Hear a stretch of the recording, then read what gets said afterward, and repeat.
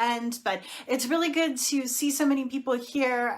Again, as always, jumping in once a week to talk all things COVID. And so I'm super excited that you're here. For those of you who I haven't had the opportunity to introduce myself to, my name is Becky Dawson, and I am an epidemiologist. And I have been for many years prior to the pandemic. And really, when the pandemic began, and we created this Facebook page, I wasn't actually the instigator. That was actually our county commissioner here in Crawford County, Pennsylvania, Eric Henry. He decided that we needed a space for people to get information and get questions answered. And he asked me casually if I would be willing to jump in and answer questions every once in a while. And what that turned into is a once a week Q&A. We've taken a couple of minor breaks, but I feel like we have been all together here, some of us since the very beginning, for close to 2 years now. So we'll be celebrating our 2-year anniversary in March. For those of you who've been around that long. But I think it's really important that we acknowledge that when we've been coming together, that our county commissioners are thought like, let's all come together, let's ask questions, let's seek out information. And really that has been my sole priority since this whole pandemic began, was to get out information, to answer people's questions, to acknowledge where it is confusing and hard to navigate. And so that's why we come here every week. So each week, the way that this works for people who haven't been here before, because I do see a lot of new names, which is fantastic. I'm usually start with something updates, and I am going to do that tonight. And then we go into a just Q&A. So you can pop your questions into the comments. My husband, so if you see comments, hi David. David is sitting next to me. He is the one who's helping me get all the comments in, and then he will ask the comments to make sure that we get everyone's questions answered before we log off here tonight.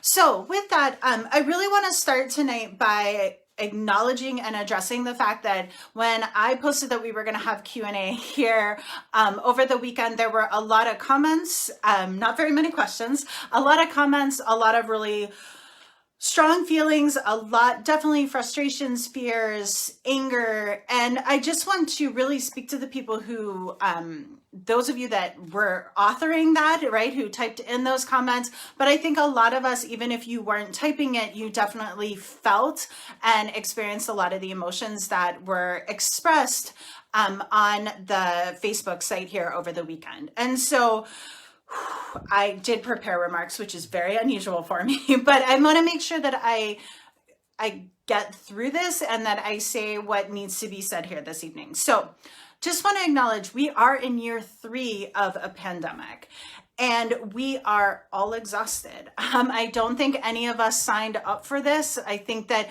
what we all expected back in March of 2020 was 2 weeks at home and this would be over. And here we are. It is now almost, we are coming up on the 2-year anniversary of our lockdown in 2020, and we are exhausted. And honestly, keeping up with all the COVID news, policies, changing science, I should say evolving science, information, misinformation, is truly a full-time job. And I will attest to that. I spend more than 40 hours a week doing this.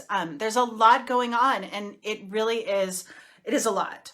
So for everyone that has posted and has really expressed their fears and frustrations and all of the, anxiety that's tied up with all of the changes that you're experiencing throughout this pandemic, I just want you to know that I hear you. I do. I read all the comments. I've thought about them. I have really taken the time to think through what you said. And I want to thank you for expressing what you're feeling, how you've experienced this pandemic, what it has been like for you. And I want you to know that as a fellow human being who's also exhausted from this pandemic, that I understand. I do. I understand. Recommendations have changed. Policies have changed. The facts may seem to continue to change. There's been so much change during the past 2 years. But I also want to point out other things that are changing, and that would be the daily case count, the number of deaths from COVID-19, the number of hospitalizations that are occurring each day, the number of missed school days, the number of hospitals that are adjusting the type of care that they are providing to COVID and non-COVID patients to accommodate the number of patients that are in their facilities that they are trying to keep up with. We also are seeing changes in how medical care is provided with cancellations and delays of procedures that are necessary for our well-being. There's a lot of change occurring. There's a lot of things changing. In addition, the virus is changing. The virus is evolving, and as it evolves, our understanding of it is evolving. I will tell you that I don't know of anyone who is in public health or in virology, the study of viruses, that expected the Omicron variant with the type of mutations, the type of changes that we saw in that variant. It was unexpected. We couldn't have predicted it. These are the type of things that happen when you have a new coronavirus. And I think that I just want to kind of go back to, basically 2 years ago, we didn't call this virus COVID, right? We didn't have a name for SARS-CoV-2 or the disease COVID-19. We called it the novel coronavirus. And we called it novel because it was new. And in the grand scheme of things, this virus is still really new, and we do have a lot to learn about it, which is why things feel like they are changing. That's because the virus is changing, our knowledge is changing, we're understanding what mitigation strategies work and what don't. So we are still learning a lot. We're still trying to figure out what are the similarities and the differences between the SARS-CoV-2 virus and influenza, or the common cold, or maybe some other respiratory disease like RSV. So, knowing that there is so much change happening, that there are changes occurring across the board, some real, some perceived, some maybe that we don't even recognize because we don't live in that space to actually experience it. I want you all to know that you do have the right, the ability to go and do your own research and to make up your own mind. We all have that ability, and I want to acknowledge that and say it out loud because you can. The internet is pretty amazing. But, and this is a really big but, I actually have it capitalized and underlined on my notes because I want you all to hear.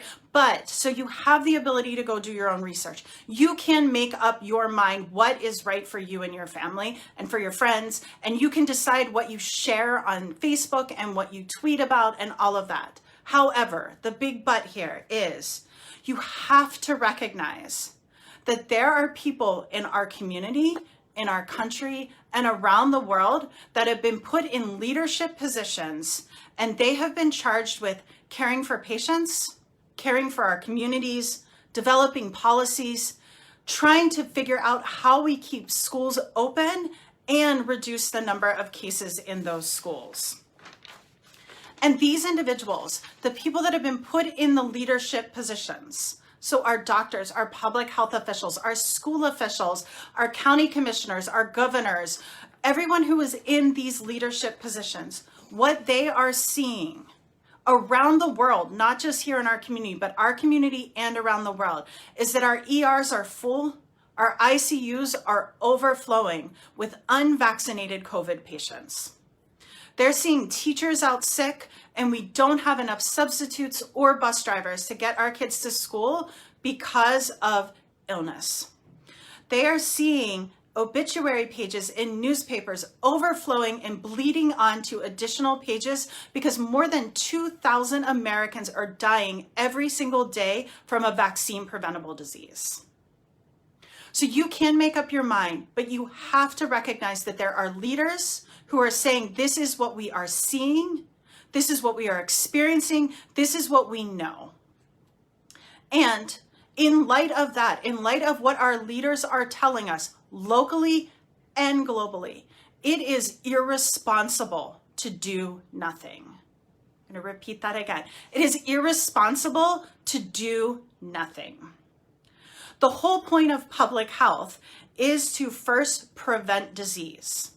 We don't want disease to occur in the first place. If we can't prevent it, we try to identify it, mitigate it, and ultimately eliminate it. And that is my job. I love my job, but that is my job. And that is why I come in week after week to answer your questions, to advocate for vaccines, to talk about what is happening in hospitals locally and globally, to talk about missed school days, to talk about school bus driver shortages. Because it is my job, first and foremost, to prevent diseases from occurring, but then to mitigate and try to eliminate disease that does occur. So I want you all to know that I am working here locally with our county commissioners. I just want to give a shout out to Eric Henry, who I think loves his job, but I don't want to speak for him, who loves his job and is trying to manage a pandemic in a rural community without a local health department.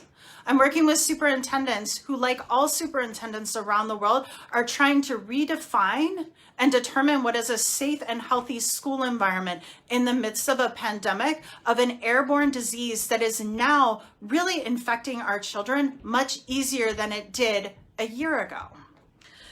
I'm working with others to figure out how we communicate better, how we revolutionize public health, how we rethink what we are doing, because communication mistakes have been made, and it has been really hard to keep up with how complicated everything has been over the past few years.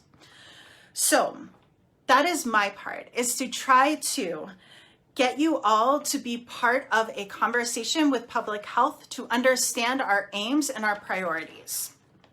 So I want to be really clear about why we come together every week in light of all of this. And that is so that we can educate and empower each other to be healthy as individuals, but also to create a healthy community for everyone. We can't be healthy unless the most unhealthy person around us is also healthy. So we want to create healthy communities.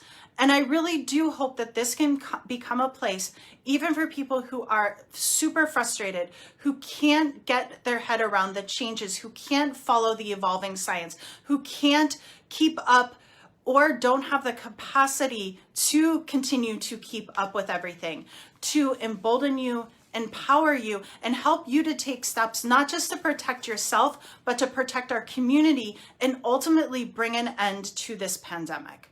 That is the goal that we have here in this Facebook community. And so I just want to kind of end on the note before we open it up to any and all questions that you have, is that we are seeing from our leadership, and I want to be clear, I know that some people don't trust CDC and some people don't trust the Department of Health. Forget it. What all clinicians are saying worldwide is that we are seeing too many unvaccinated COVID patients in our hospitals. What we are seeing around the globe is that individuals who are unvaccinated are landing in the hospital, and they are upwards of 26 times more likely to die from COVID compared to somebody who's received just two vaccinations.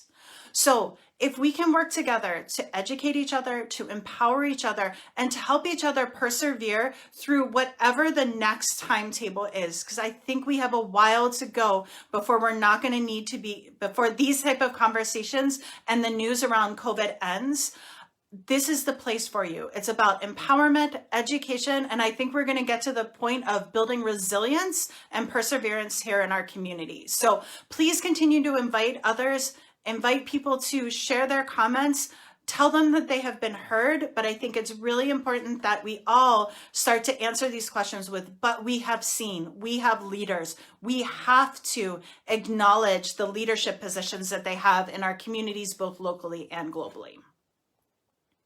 So with that, there are a lot of new people on here. That was a lot longer than I usually go at the beginning, but I have felt really obviously impassioned, and a shout out to my husband who helped me think through, right? He's right there, how to talk to you all about this. But